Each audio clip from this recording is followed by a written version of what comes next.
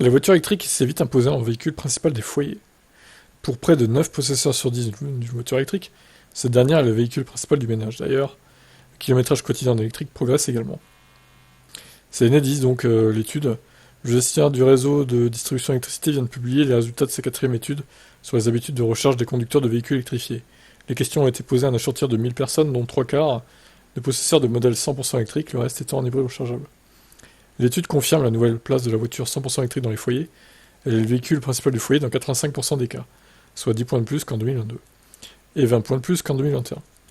62% des sondes indiquent qu'ils utilisent leur véhicule aussi bien pour les trajets du quotidien que les départs en vacances week-end, soit une progression de 11 points en un an. Ça se ressent aussi sur le kilométrage moyen, en hausse avec 47 km par jour à la semaine, plus 5 et 49 le week-end, plus 2. Du côté des habitudes de recharge, pas de surprise. Pour ceux qui ont une maison individuelle, évidemment, c'est facile de recharger dans ces cas-là. 88% font leur recharge principale chez eux, score pour l'ensemble des sondés. Du côté des habitants de résidences collectives, c'est 59%, soit 10 points de plus qu'un an, en un an.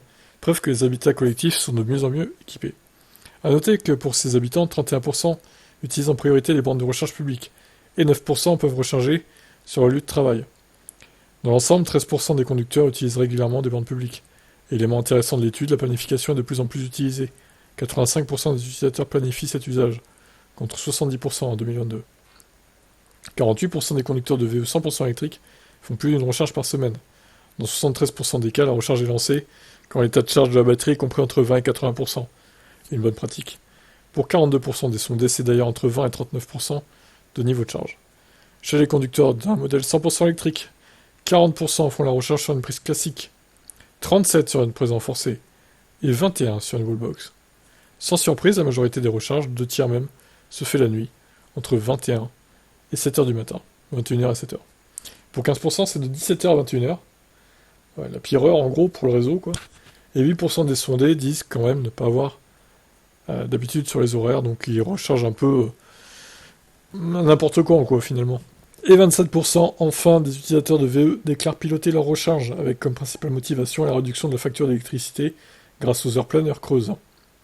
En hausse de 14 points en un an. Alors dommage qu'on n'ait pas eu une étude concernant les panneaux solaires. Quelle tranche des utilisateurs de VE ont des panneaux solaires chez eux, par exemple? Ça aurait pu être intéressant à savoir, ça. Mais apparemment, ça n'a pas été demandé comme question. Dommage, dommage. Donc en gros, voilà, 85% des gens qui ont un VE, c'est leur voiture principale, en gros, quoi. C'est intéressant, toutes ces données. Je vous laisse commenter. Est-ce que vous ressentez, est-ce que vous voyez un peu représenté dans ces réponses, du coup? Ou est-ce que vous êtes un peu en marge de tout ça? Quelles sont vos habitudes de recharge? Est-ce que c'est la voiture principale du foyer, votre VE? Dites-moi en commentaire.